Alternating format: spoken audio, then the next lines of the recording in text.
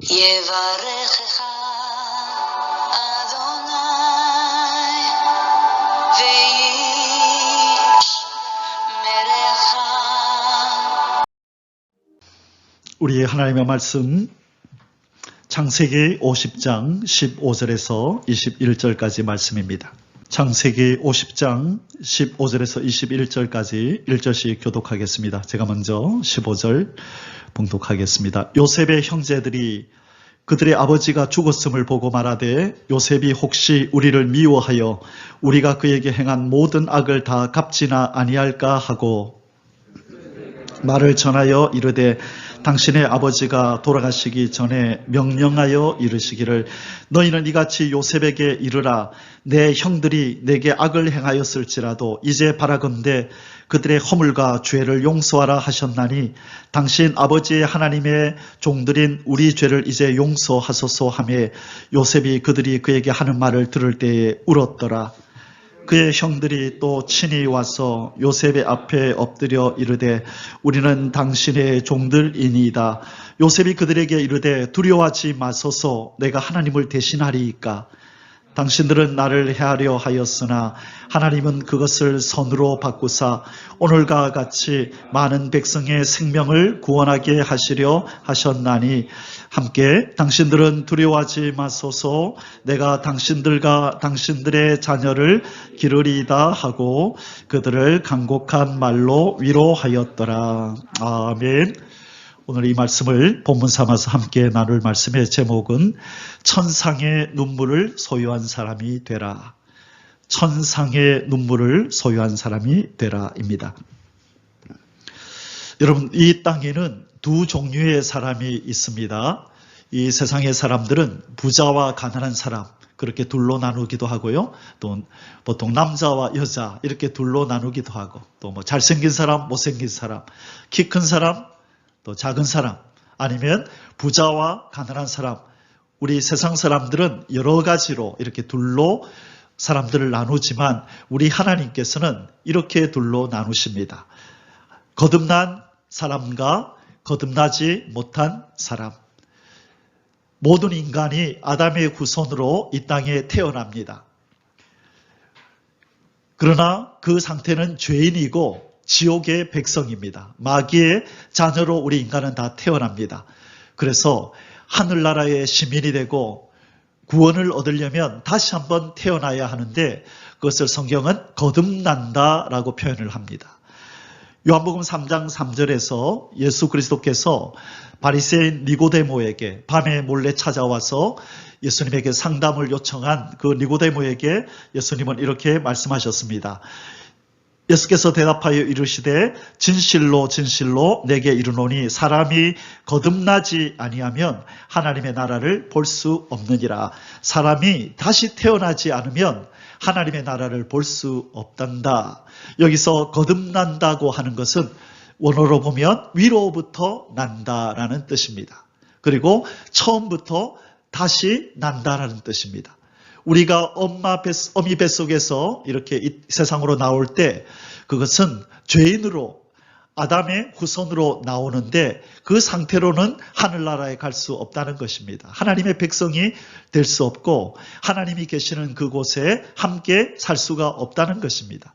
그래서 반드시 하늘의 시민이 되고 하나님과 함께 살 하나님의 자녀가 되기 위해서는 다시 한번 태어나야 되는데 그것을 거듭남이라고 부르고 그 뜻은 위로부터 난다. 하늘로부터 난다는 거예요. 첫 번째 날 때는 어디서부터 나죠? 아래에서, 땅에서 나는 것이죠. 그러나 성령의 능력으로 하나님의 말씀으로 우리의 존재가 다시 한번 태어나야 된다는 거예요. 세상 사람들은 이러한 변화를 개가천선했다. 저 사람 새 사람 됐다. 그런 말을 쓰지만 그 정도로 다른 존재가 아니라 하나님이 예수님이 말씀하시는 네가 다시 태어나야 되겠다는 이 말씀은 그 정도로 좀 저 사람이 새로워졌네라는 그런 정도가 아니라 위로부터 다시 나야 된다는 거예요. 하나님의 능력으로 하나님의 말씀으로 하나님의 성령의 능력으로 인생이 다시 태어난다는 것입니다. 그렇게 되지 아니하면 하나님의 나라에 들어갈 수 없고 다 지옥의 백성이 되는 것입니다. 그래서 하나님의 사랑을 받고 은혜를 받은 사람은 그가 하나님이 보내신 예수 그리스도로 말미암아 거듭난 하늘로부터 다시 난 백성이 된 줄 믿습니다.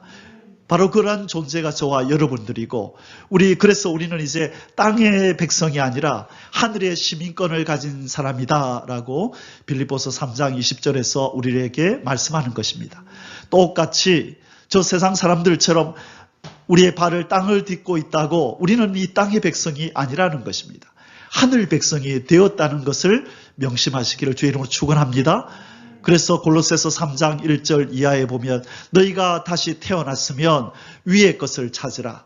위의 것을 찾고 아래 것을 땅의 것을 찾지 말라라고 말씀하시는 것입니다. 우리 하나님의 눈에 볼 때에 이 세상의 사람들은 두 종류가 있는데 거듭난 하나님의 백성과 거듭나지 못한 땅에서 난 자연 그대로의 인간, 죄인 이 두 종류로 나뉜다는 것입니다. 거듭난 사람과 거듭나지 않은 사람. 자, 그래서 이 두 종류의 사람들은 근심이 서로 다릅니다. 하늘에 속한 사람, 하늘로부터 난 사람은요, 하늘의 것 때문에 근심하고 염려하지만 거듭나지 못하고 땅에 속한 사람, 이 첫째 아담에게 속한 죄인들은 근심의 원인이 뭐냐면 땅의 것들 때문에 근심하고 염려한다는 것입니다. 고린도후서 7장 10절에서 하나님께서 이렇게 말씀하십니다. 하나님의 뜻대로 하는 근심은 후회할 것이 없는 구원에 이르게 하는 회개를 이루는 것이요 세상 근심은 사망을 이루는 것이니라. 아멘. 이 땅에 두 종류의 근심이 있다는 거예요. 이 땅에 두 종류의 사람이 있듯이 그 사람들의 근심이 다르다는 거예요. 하늘로부터 거듭난 하나님의 백성의 근심은 뭐라고요? 어떻게 하면 하나님의 뜻대로 살까? 어떻게 하면 하나님의 말씀대로 순종하며 살까? 어떻게 하면 우리를 구원하신 하나님을 더 닮을까? 어떻게 하면 나의 구원자이신 예수님을 더 기쁘시게 할까? 왜 내 삶은 이거밖에 안 될까? 그걸 근심한다는 거예요.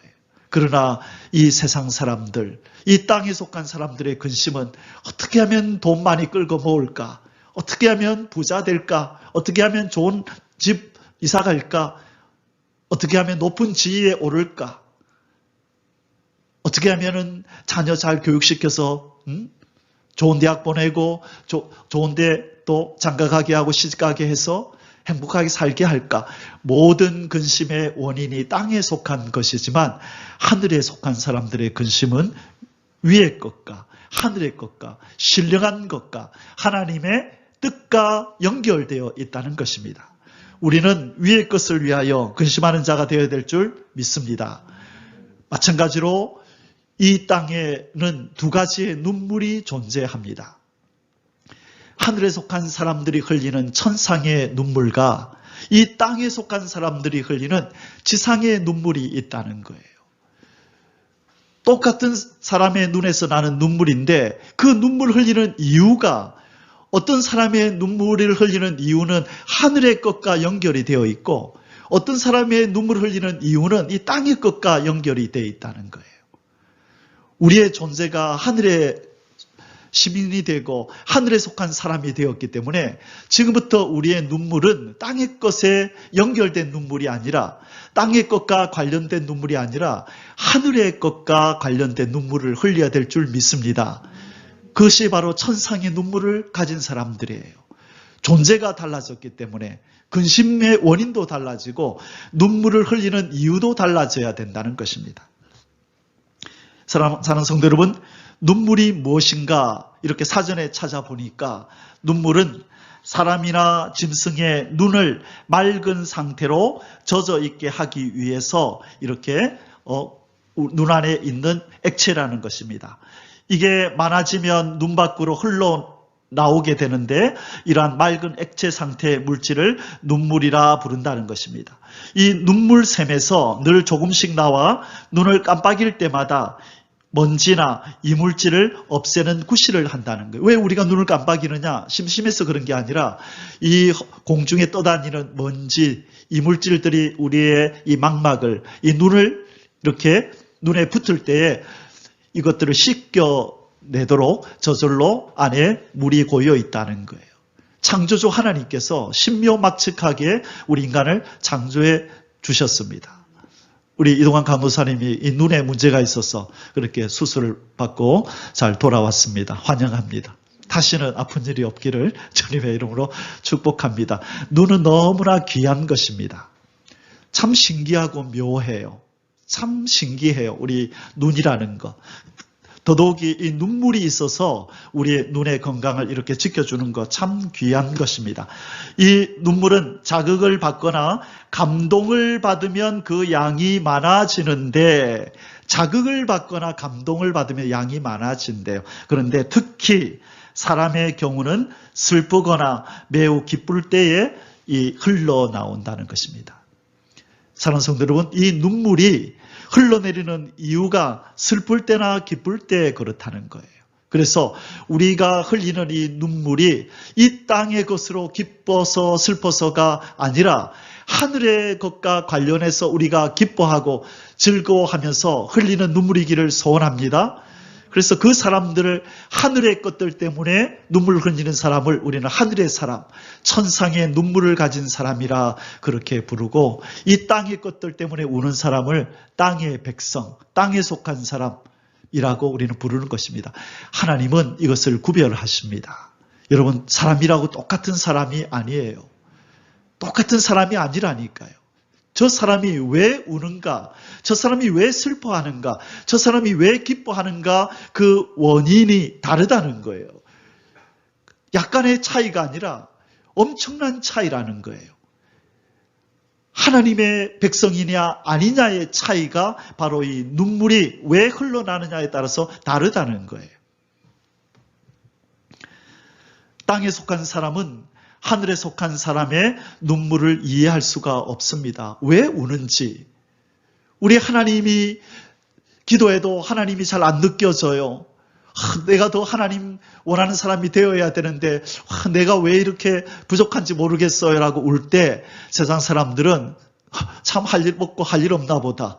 그런 걸 가지고 왜 근심하고 걱정하냐고, 왜 그런 거 가지고 슬퍼하냐고 말을 한다니까요. 그들은 이해할 수가 없다니까요. 이 눈물은 그저 흐르는 것이 아니에요. 천상의 눈물은 하나님이 거룩한 씨를 그 심령에다 심어 놓은 사람, 새 생명을 심어 놓은 사람만 흘릴 수 있는 이 새 생명에서 흘러나오는 눈물이기 때문에 그래요. 새 생명이 없는, 저 죽어있는 땅에 속한 인생들은 이 새 생명에서 흘러나오는 천상의 눈물을 이해할 수가 없어요. 이해받으려고도 하지 마세요. 그들과 이 하늘의 슬픔과 기쁨, 하늘의 것과 관련된 슬픔과 기쁨을 세상에 속한 사람들과 나누지도 마세요. 그들은 이해할 수가 없어요. 사랑하는 성도 여러분, 천상의 눈물을 가지신 분이 누구시냐 하면 바로 예수 그리스도가 이 천상의 눈물을 가지시고 이 땅에서 사셨습니다. 우리가 잘 아는 이 죽은 나사로를 살려내시는 이 나사로의 무덤에서 우리 예수님께서는 우셨습니다. 사람들은 이해할 수 없는 눈물을 흘렸어요. 그들은 왜 예수님이 우는지 이해할 수가 없었습니다. 그냥 친구가 죽어서 우는구나. 동네 사람들이 우니까 울겠지라고 생각했지만 예수님의 그 눈물은 그런 눈물이 아니었습니다. 요한복음 11장 32절에서 35절에 마리아가 예수 계신 곳에 가서 배웠고 그 발 앞에 엎드려 이르되 주께서 여기 계셨더라면 내 오라버니가 죽지 아니하였겠나이다 하더라. 예수께서 그가 우는 것과 또 함께 온 유대인들이 우는 것을 보시고 심령에 비통히 여기시고 불쌍히 여기사 이르시되 그를 어디 두었느냐 이르되 주여 와서 보옵소서 하니 예수께서 눈물을 흘리시더라. 자, 예수님이 왜 우셨을까요? 예수님의 친구, 가까이 지내던 나사로가 병들었다 하는 말을 그의 여동생들에게 들었습니다. 예수님, 나사로 우리 오빠가 병들어 죽게 됐어요. 빨리 와서 좀 고쳐주세요. 그럴 때 예수님이 이불로 내려가지 않으셨다라고 성경은 얘기합니다. 이불로 안 내려갔어요. 죽기까지 기다렸대요. 성경에 그렇게 나와요. 하나님의 능력을 이 제자들에게 보이기 위해서 나사로가 죽었다는 말을 듣고 나서라라고 명령 내리지도 않았고 가보자라고 그렇게 말하지도 않고 기다렸대요. 그러면서 내 친구 나사로가 잠들었도다 가자. 제자들이 예수님 잠들었으면 좀 있으면 깨어날 거 아니에요? 내 말은 잠들었다는 뜻은 죽었다는 뜻이다. 이제 내려가자. 죽었다는 소식을 듣고 내려가는 거예요. 뭔가 이유가 있어서 부활의 주님을 알리려고 제자들에게 가르치기 위함이었어요. 자, 그런데 그렇다면 예수님이 지금 우시는 장면은 우리가 생각하는 것처럼 친구가 죽어서 우는 게 아니라는 거예요. 요한복음 11장 33절에 예수께서 그가 우는 것과, 이때 그가 누구예요? 이 나사로의 여동생이죠. 그리고 또 함께 온 유대인들이, 그 동네 사람들이 우는 것을 보시고 심령에 비통히 여기시며 불쌍히 여기사, 여기에 힌트가 있는 것입니다. 그들이 우는 모습을 보시면서 비통히 여기셨다. 심히 고통스러워하셨다는 거예요. 왜? 얼마든지 낫게 했으면 누이들과 동네 사람들이 슬퍼하지 않아도 될 건데 이불로 안 낫게 해주셔놓고 왜 이제 와서 우시냔 말이죠. 그리고 35절에 예수께서 눈물을 흘리시더라. 자, 이 눈물은 친구가 죽어서 우는 눈물이 아니라 이 눈물은 바로 피조물의 비참함에 슬퍼하는 창조주의 눈물이라는 거예요. 창조주가 인생들아 어쩌다가 너희들이 이 모양 이 꼴이 되었냐. 내가 너희들을 나의 형상대로 아름답게 창조해서 죽지 않는 영원히 사는 존재로 너희들을 창조했건만 어쩌다가 이렇게 비참하게 죽었어. 썩은 내를 펄펄 흘리면서 그렇게 누워있냐. 왜 인생들아 너희들의 눈물에 이렇게 얼굴에 눈물이 고여있니? 어쩌다가 너희 상태가 이렇게 되었냐. 너희들의 운명이 어떻게 이렇게 되었냐. 창조주가 이 인생들의 눈에서 눈물을 씻기기 위해서 이 땅에 오신 줄 믿습니다.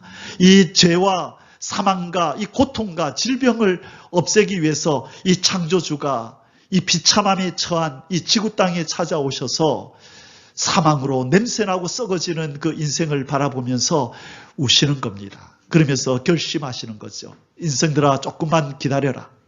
내가 십자가에서 사망과 음부의 권세를 깨버리고 부활하여서 너희들을 재창조할 거다.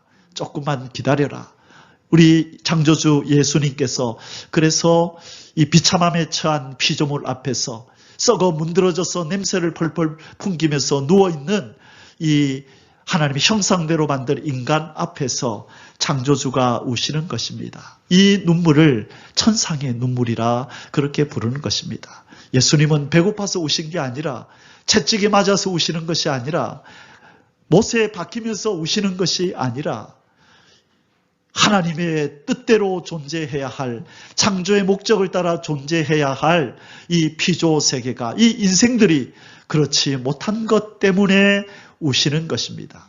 그래서 이 예수님에 의해서 거듭난 우리 하늘의 백성들은 이 눈물이 주님의 눈물과 같아야 되는 거예요. 주님처럼 울어야 되는 거예요. 주님처럼 슬퍼하고 주님처럼 근심하고 그렇게 살아야 하는 것입니다. 그것이 예수 그리스도로 말미암아 거듭난 하나님의 자녀고 예수 그리스도의 신부인 것입니다. 어린아이들은 신앙 거듭난 하나님의 백성들조차도 어린아이들은 이 눈물이 뭔지 몰라요. 그냥 주소서 하나님 앞에 기도로 뭔가를 많이 얻으면 기뻐하고 즐거워하죠. 의에 줄이고 목마름이 없는 어린아이 같은 신자들이 많은데 그러나 마지막 때는 예수의 다시 오심을 기다리는 신부들은 성숙한 자가 되어서 주님의 이 눈물의 의미를 알아들어야 되고 우리도 주님처럼 우리의 신랑 예수님처럼 이 천상의 눈물을 가진 자가 되어야 될 줄 믿습니다. 오늘 본문에 요셉이 눈물을 흘리는데 이상한 장면이 나옵니다. 울 장면이 아닌데 요셉이 눈물을 흘립니다. 천상의 눈물을 소유한 요셉, 이 예수님을 닮은 요셉의 눈물을 우리가 이 시간에 살펴보면서 우리도 이 예수님처럼 요셉처럼 천상의 눈물을 가진 자가 되기를 주의 이름으로 축원합니다. 오늘 읽었던 본문 창세기 50장 15절에서 보면 이런 말씀이 나옵니다. 요셉의 형제들이 그들의 아버지가 죽었음을 보고 말하되, 자, 그동안에 이 요셉의 형들이 요셉에게 몹쓸 짓을 했지요. 10몇 년 전에 이 동생을 팔아버렸다고요. 질투를 해서, 아버지가 이 동생을 너무나 사랑하니까 질투를 해서 아라비아 상인들에게 돈을 얼마 받고 그냥 팔아버리고, 이 요셉은 애굽에 팔려가서 종살이를 하게 되었던 것이죠. 뒤늦게 이 동생을 만났고, 이 동생은 이 큰 나라의 국무총리가 되어 있는데 이제 자기들을 가만두지 않을 거다. 이전에 자기들이 행했던 악행을 이 동생이 이제 보복할 거다. 그동안에는 아버지가 살아계셨기 때문에 아버지의 얼굴을 봐서 자기들을 봐줬지만 이제 아버지가 돌아가셨기 때문에 이 동생이 드디어 이제 자기들을 향하여 보복할 거라고 생각하면서 이렇게 와서 얘기를 하는 거예요. 뭐라고 얘기를 합니까? 요셉의 형제들이 그들의 아버지가 죽었음을 보고 말하되, 요셉이 혹시 우리를 미워하여 우리가 그에게 행한 모든 악을 다 갚지나 아니할까 하고 요셉에게 말을 전하여 이르되, 당신의 아버지가 돌아가시기 전에 명령하여 이르기를, 동생을 향하여 당신이라고 이렇게 부릅니다. 요셉아라고 부르지 않고 벌벌 떨면서 당신의 아버지가 돌아가시기 전에 유언을 남겼습니다. 이렇게 당신에게 전하라고 명령하셨습니다 하면서 뭐라 그래요? 너희는 이같이 요셉에게 이르라. 아버지가 이렇게 말했다는 거예요. 내 형들이 내게 악을 행하였을지라도 이제 바라건대 그들의 허물과 죄를 용서하라. 그렇게 말했습니다. 당신의 아버지가 이렇게 말하는 거예요. 당신의 아버지의 하나님의 종들인 우리 죄를 이제 용서하소서 하매 요셉이 그들이 그에게 하는 말을 들을 때에 울었더라. 왜 울었을까요? 여러분, 이게 지금 눈물 날 일입니까? 아니잖아요. 아버지 돌아가시고 장사 다 지냈고 그랬는데, 자, 지금 이 형이 하는 말을 듣고 왜 갑자기 요셉이 울었을까요? 18절에 그들의 형들이 또 친히 와서 요셉의 앞에 엎드려 이르되, 우리는 당신의 종들이니이다. 자, 참 비굴하게 이렇게 아버지의 유언을 핑계대면서 자기들의 생명을 구걸하고 있습니다. 이 말을 들으면서 이 요셉이 웁니다. 눈물을 흘리면서 가만히 보고 있는 거예요. 여러분, 이때 요셉의 심정을 여러분 아시겠어요? 이 형들은 동생이 지금 왜 우는지 이해했을까요? 아니요. 이해하지 못했다는 거예요. 자, 그러면 요셉이 왜 이렇게 우느냐? 창세기 50장 19절에서 21절의 내용을 보면 나옵니다. 요셉이 그들에게 이르되, 두려워하지 마소서. 내가 하나님을 대신하리이까?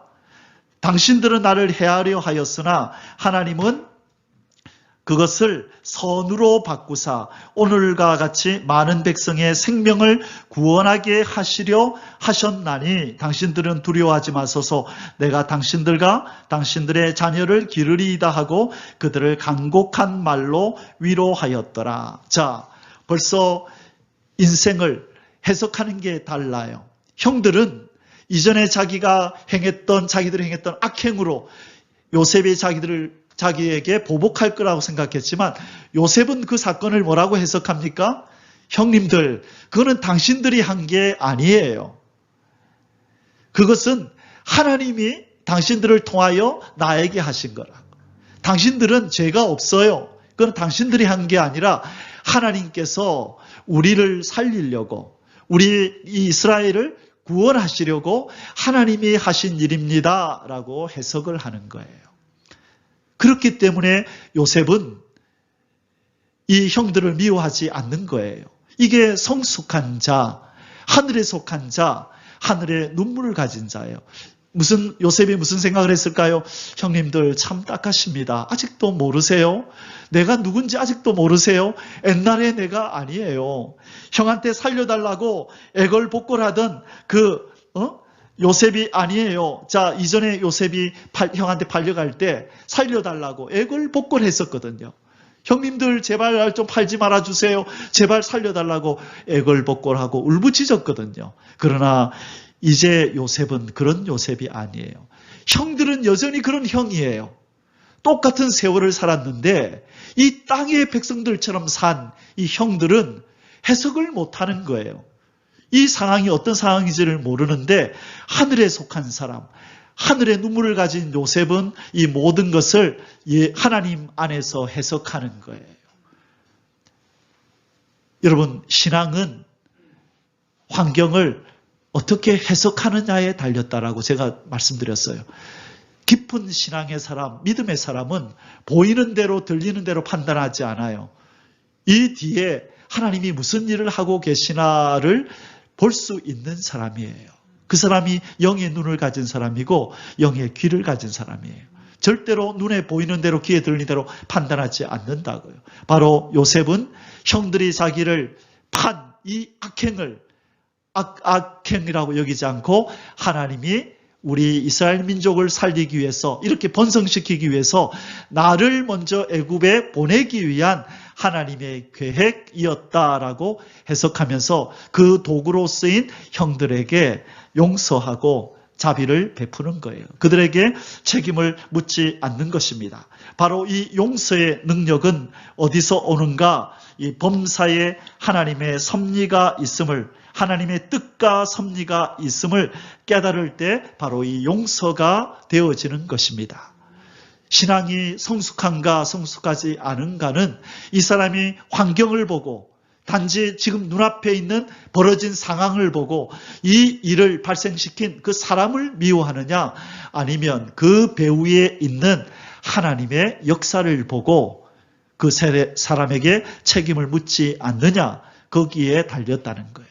그래서 이 사람은 참 믿음이 좋은 사람이야, 참 성숙한 사람이야 라고 구별할 때 바로 이 환경을 어떻게 해석하느냐에 달렸다는 거예요. 자, 요셉이 지금 뭐라고 그러죠? 50장 2절에 당신들은 나를 해하려 하였으나 하나님은 그것을 선으로 바꾸사 오늘과 같이 많은 백성의 생명을 구원하게 하시려 하셨나니 형님들 신경 쓰지 마세요.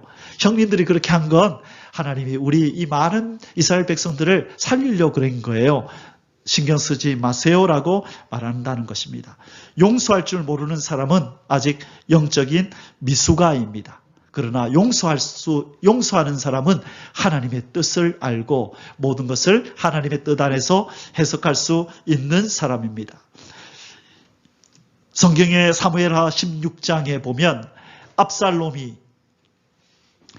솔로몬의 아들 압살롬이 반역을 일으켜서 아버지의 왕위를 찬탈합니다.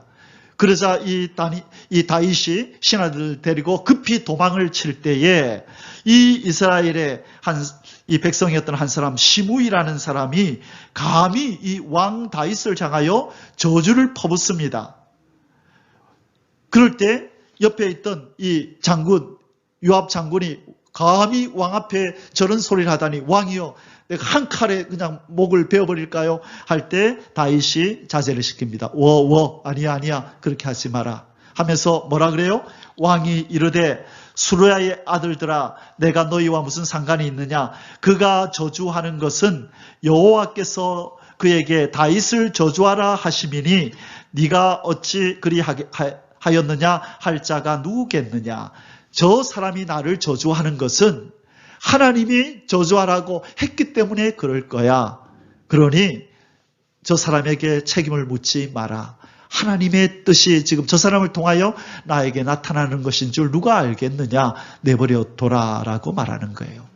이것이 바로 성숙한 신앙인의 모습인 거예요. 절대로 눈에 보이는 대로 감정적으로 문제를 보지 않아요. 해석하지 않아요. 하나님이 뭔가 뜻이 있어서 저 사람을 통해서 나에게 그렇게 했을 거야 라고 생각하는 거죠. 그게 믿음의 행위고 믿음이 깊은 사람의 모습인 것입니다. 그러므로 우리의 신앙이 성숙되어져 간다. 하늘의 사람이 되어져 간다. 하늘의 눈물을 가진, 천상의 눈물을 가진 사람으로 성화되어 간다는 것은 바로 세상적 시각으로, 세상적 눈으로 바라보던 것이 이제는 하나님이 세상을 바라보는 시각으로 바뀌어 간다는 거예요. 저게 저 사람 참 신앙이 많이 좋아졌다, 믿음이 깊어졌다는 뜻은 바로 이것이라는 거예요. 전에는 이 세상의 사람들처럼 똑같이 가난해지면 슬프고 병들면 고통스럽고 슬퍼하고 괴로워하고 그랬는데, 이제부터는 가난해지거나 몸이 아프거나 상황이 어려워지더라도 눈에 보이는 대로, 내 감정이 느껴지는 대로 판단하지 않고 하나님이 뭔가 뜻이 있어서 나에게 이런 환경을 주실 거야, 분명히 나에게 잘 되라고 이러실 거야, 나중에 내가 알게 될 거야, 그렇게 해석한다는 것이에요. 그리고 진짜 나중에 세월이 지나고 나면 그래서 그랬구나라는 것을 알게 되는 것이죠. 여러분에게도 그런 경험들이 많이 있잖아요. 저도 마찬가지고요. 지난날에 살아왔던 날들을 돌아보면 참 고통스럽고 힘든 나날이 많았지만, 그러나 지금 생각하니까 하나님 참 감사하다. 그때 그런 환경을 나에게 주지 않았더라면 지금의 나의 모습은 없었을 텐데 하나님이 그때 나를 훈련시키셨구나. 참 감사하다. 그때는 못 깨달았는데 세월이 지나니까 알겠네. 역시 하나님은 자비로우신 내 아버지시다. 이 고백이 나오게 되는 것입니다. 여러분, 성장하지 않으면 부모에게 고통이 됩니다. 여러분, 눈물이 바뀌어야 합니다. 여러분의 근심의 원인이 달라져야 합니다. 이것이 달라지지 않고 여전히 육에 속한 사람들의 근심과 눈물을 가지고 산다면 저 하늘의 아버지가 고통스러워하시고 슬퍼하신다는 거예요. 사도 바울이 고린도 교회를 세우고 그렇게 전도한 후에 이들의 신앙을 가만히 보니까 실망스러운 거예요. 너희들 신앙, 예수를 믿은 지가 얼마나 됐는데 아직도 이러고 있냐라고 슬퍼하는 모습이 고린도전서 3장 1절과 2절에 나타납니다. 형제들아, 내가 신령한 자들을 대함과 같이 너희에게 말할 수 없어서, 자, 신령한 자들을 대함과 같이 너희들에게 말할 수 없어서 육신에 속한 자, 곧 그리스도 안에서 어린아이들을 대함과 같이 하노라. 내가 너희를 저주로 먹이고 밥으로 아니하였노니 이는 너희가 감당하지 못하였음이거니와 지금도 못하리라. 너희들을 지금쯤이면 어른이 되어서 밥을 먹고 단단한 음식을 먹는 그런 신앙의 수준에 이르러야 되는데 왜 아직도 어린아이처럼 징징거리고 조그만 삶이 어려우면 질질 짜고 왜 세상에 속한 눈물을 흘리며 그렇게 살아가냐? 왜 너희들의 근심은 땅에 속한 것이냐? 지금 이 스승인 사도 바울이 전도한 이 성도들을 향하여 근심 어린, 고통의 눈물이 어린 이런 하소연을 하고 있는 것입니다. 책망을 하고 있는 것입니다. 빨리 성숙하라고 얘기를 하는 것입니다. 여러분, 우리는 우리의 이 모습에 만족하면 안 돼요. 여러분, 만족하는 사람은 절대로 발전이 없어요. 슬퍼해야 됩니다. 근심해야 됩니다. 우리가 더 하나님 닮지 못한 것 때문에 슬퍼하고 울어야 합니다.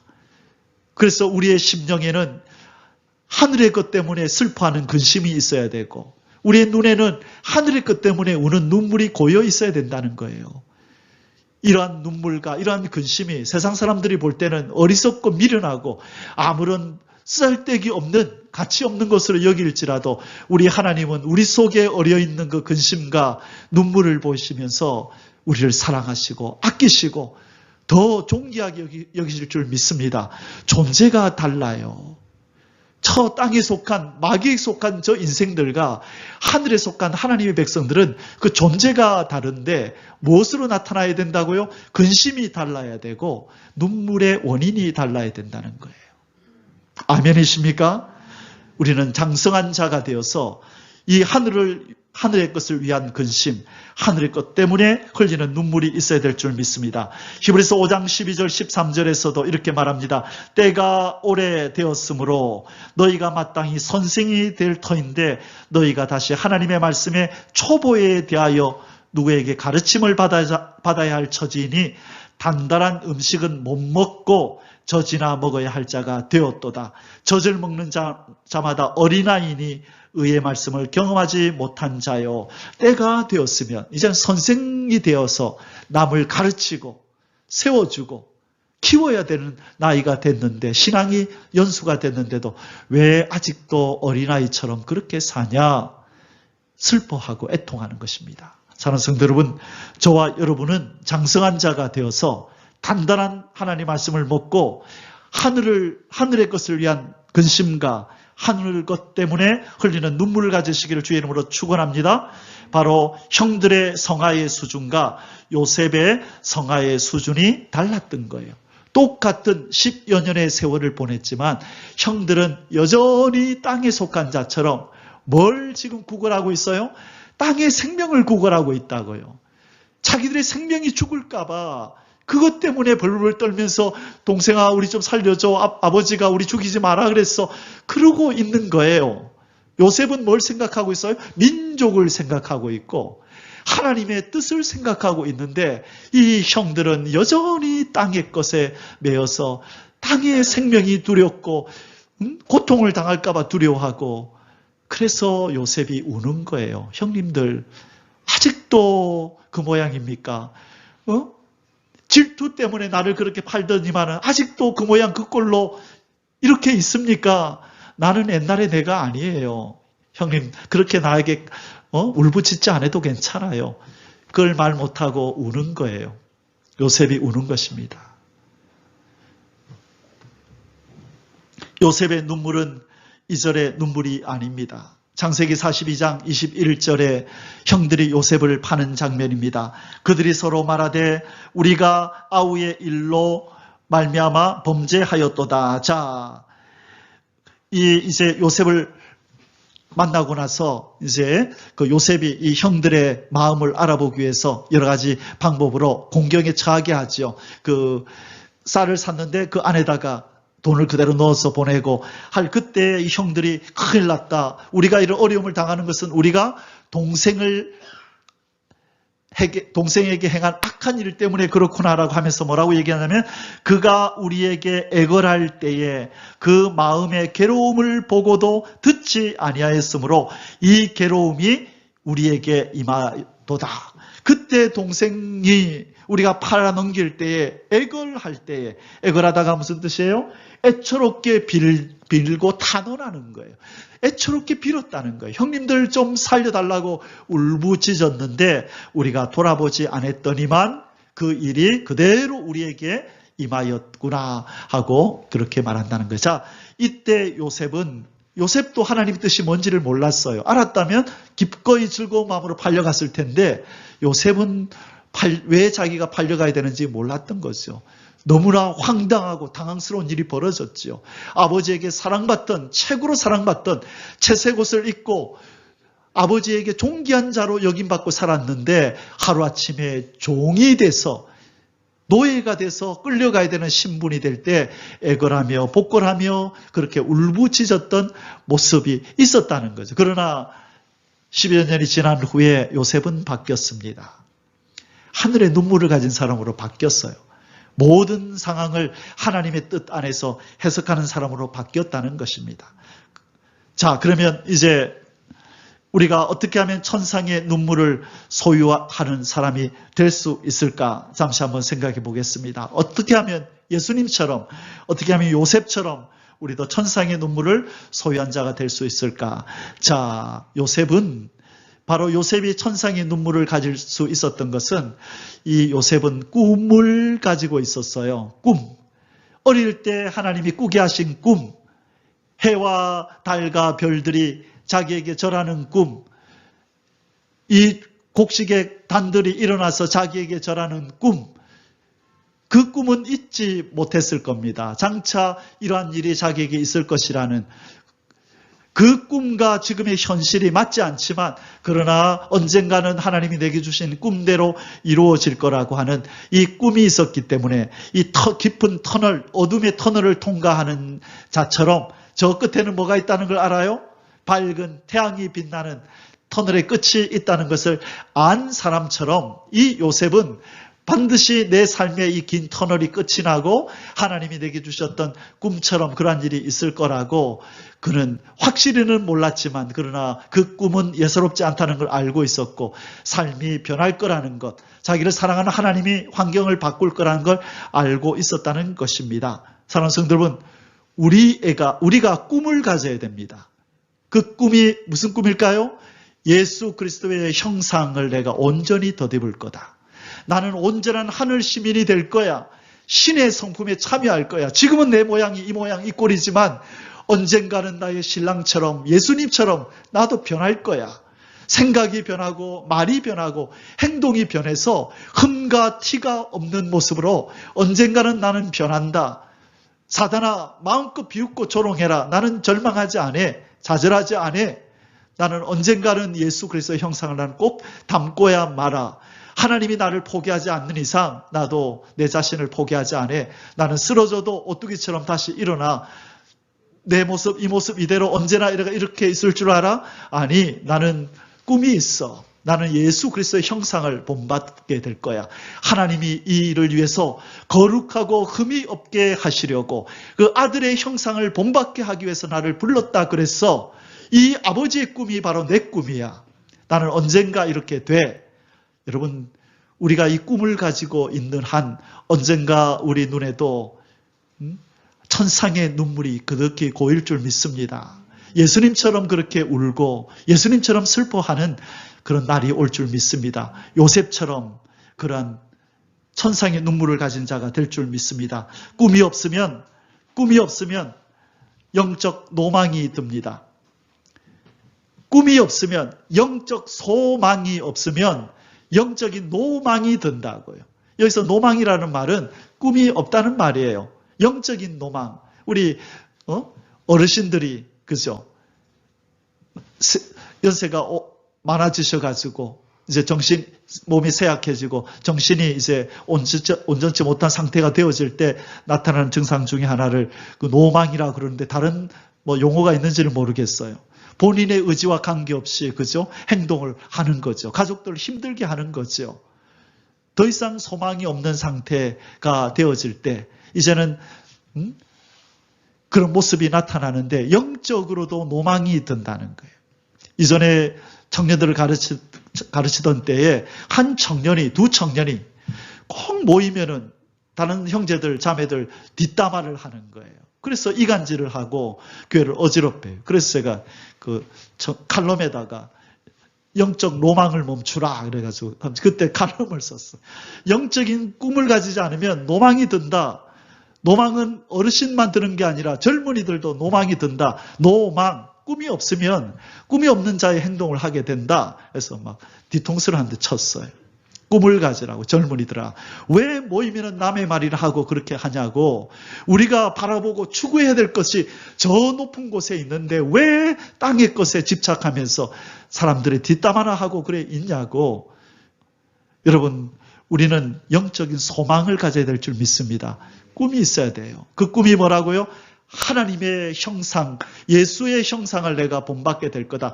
하늘 시민으로서 점도 흠도 티도 없게 될 거야. 나는 반드시 그렇게 될 거야. 내 안에 성령님이 나를 그렇게 만들고 계셔.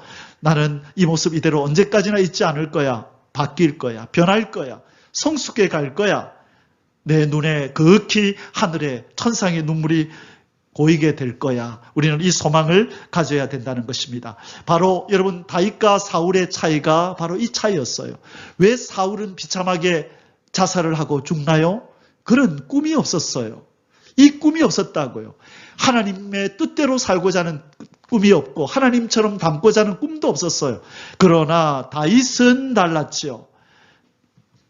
다윗의 꿈은 무엇입니까? 나의 입술의 모든 말과 내 마음의 묵상이 주께 연락이 되기를 원하나이다.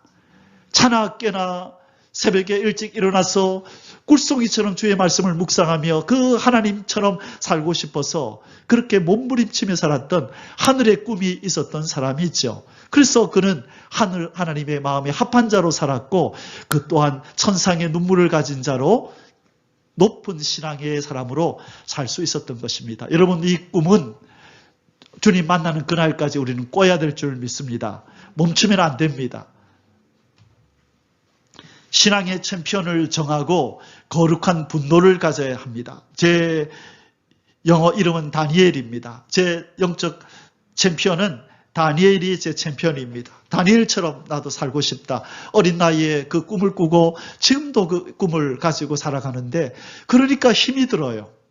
꿈이 없으면 그냥 대충 살면 되는데 이 꿈이 있다 보니까, 이 꿈을 포기하지 않다 보니까 쓰러지고 넘어지고 그 기준에 미치지 못하는 내 자신을 볼 때마다 고통스럽고 처절하게 눈물이 나는 거죠. 여러분, 자신에 대하여 거룩한 분노를 가져야 됩니다. 남을 향하여 분노를 가지는 게 아니라 왜 너는 아직 이거밖에 안 되니?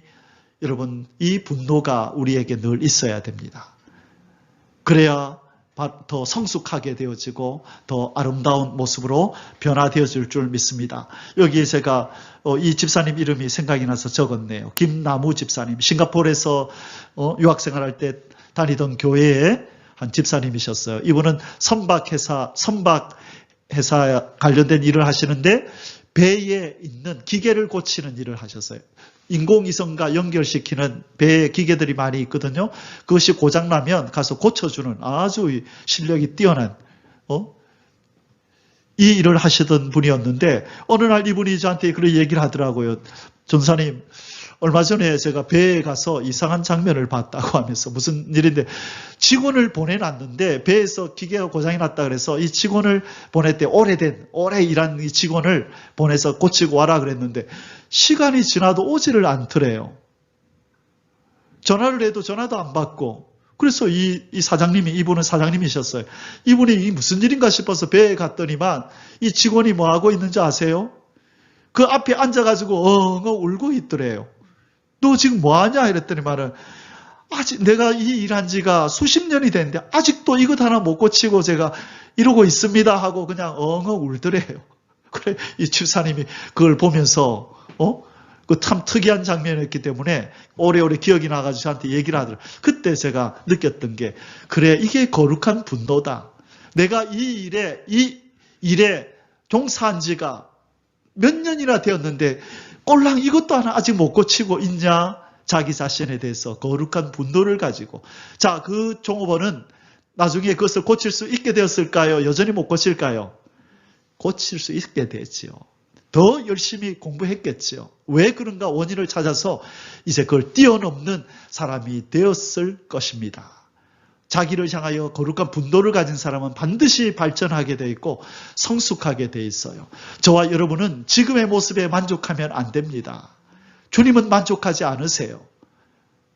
아버지 하나님의 성품에 이를 때까지 우리를 재촉하시면서 우리를 다듬어 가실 줄 믿습니다. 자, 두 번째로 이 요셉이 이 천상의 눈물을 가질 수 있었던 것은 하나님의 훈련을 인내로 잘 통과하였기 때문입니다. 요셉이 팔려갈 때가 17살쯤 되었었습니다. 그리고 그가 국무총리가 될 때가 30살이었습니다. 그러니 13년간의 그 노예 생활과 또 감옥 생활 합쳐서 13년의 세월이 흘렀습니다. 이 세월 동안에 요셉은 하나님으로부터 주어지는 이 훈련을 잘 통과해 내었다는 것입니다. 자, 그런데 이 요셉에게 있어서 제일 어쩌면 중요한 시기, 어쩌면 그가 그 요셉 국무총리가 되기 위해서 참으로 중요했던 그 시기가 언제냐고 말한다면 마지막 2년, 그러니까 그의 이 애굽 생활의 12년째, 13년째가 되던 그때에 그가 감옥에 있을 때였습니다. 이 신하 둘과 함께 감옥에 갇혀 있었는데 꿈을 해석해 주죠. 왕의 떡을 만들어서 주는 신하와 포도주를 이렇게 맛보고 주는 신하가 둘이 감옥에 왔는데 꿈을 해석해 줘서, 한 사람은 당신은 좀 있으면 복직될 겁니다. 근데 당신은 말하기 그렇지만 당신은 복직이 안 되고 어려운 일을 당할 겁니다 해서 포도주를 맛보고 왕한테 주는 술 맡은 간호는 다시 신하로 복직이 되었는데, 떡 맡은 간호, 떡을 먹어보고 왕한테 주는 이 떡 맡은 간호는 사형을 당하고 사라집니다. 그때 이 포도주 맡은 가돈에게 이 요셉이 뭐라 그랬어요? 당신이 이제 이 감옥을 나가게 될 텐데 나가면 나를 기억해 주십시오. 내가 죄가 없는데 지금 여기 들어와 있습니다. 나를 좀 불쌍히 여기셔서 이곳에 나가게 해 주십시오 하니까 신하가 그래 걱정하지 마라. 네 말대로 내가 석방된다면 너를 반드시 감옥에서 빼줄게 했는데 아니라 다를까 진짜로 너 나와 하고 신하가 석방이 된 겁니다. 그 이후부터 이제 요셉은 옷을 가다듬고 이제 나갈 준비를 했죠. 이제 신하가 자기를 풀어줄 때가 됐잖아요. 그를 이제 시기가 됐다고 생각했기 때문에 준비했는데 불사 신하가 왔나요? 안 왔나요? 안 왔어요. 몇 년 동안이나 2년 동안이나 오지 않았어요. 꿈이 사라지는 것 같았다고요. 내 인생은 이제 뭐가 되지? 이게 마지막 기회일 줄 알았는데 이 힘들고 힘든 노예 생활에서 벗어나는 마지막 기회인 줄 알았는데 이 신하가 오지를 않는 겁니다. 아무런 기별이 없는 거예요. 2년이 지나도. 그때가 요셉이 가장 영적으로도 육적으로도 힘들었을 때라고 봅니다. 그런데 아니라 다를까 시편 105편에 보니까 성경은 바로 그 2년의 시기를 이렇게 설명하고 있어요. 뭐라고 말씀하시냐면 그가 한 사람을 앞서 보내셨으며 요셉이 종으로 팔렸도다. 그의 발은 착고를 차고 그의 몸은 쇠사슬에 매였으니 곧 여호와의 말씀이 응할 때까지라. 그의 말씀이 그를 단련하였도다. 아멘. 착고에 쇠사슬에 묶여서 2년 있는 동안에 그 하나님의 말씀이 그를 단련했대요. 더 견고한 하나님의 사람으로 더 높은 뜻을 가진 사람으로 아마 그가 의심과 걱정이 그 심령이 가득 찼었을 거예요. 그러나 그것을 이기고 하나님은 분명히 나를 사랑하시고 나를 향하여 하나님의 뜻이 있다. 인내하자. 원망하고 불평하지 말자. 뭔가 하나님 뜻이 있을 거야. 이렇게 기다리는 것도 뜻이 있을 거야. 이 요셉은 그 2년을 잘 견뎌냈다는 거예요. 그러자 드디어 느부갓네살이 꿈을 꾸고 꿈을 해석하지 못해서 어려움을 당할 때에 드디어 이 포도주 술 맡은 간원이 누구를 생각해냈어요? 맞다, 그 젊은 친구 있었지. 아차, 내가 잊고 있었구나. 그 꿈 해석 잘하던 친구 있었지. 왕이여 걱정하지 마십시오. 꿈 해석 잘하는 친구가 한 명 있습니다. 어디 있는데? 감옥에 있습니다. 빨리 데리고 나와라. 그래서 드디어 느부갓네살 왕이 꿈을 꿨을 때 그가 감옥에 있었던 거죠. 여러분, 만일 2년 전에 석방돼서 나갔다면 왕을 못 만날 수도 있었어요. 요셉이 어이구 지긋지긋하다 애굽 떠나버리자 하고 딴 나라로 갈 수도 있었을 거고 핸드폰이 없고 이메일이 없어서 연락 두절.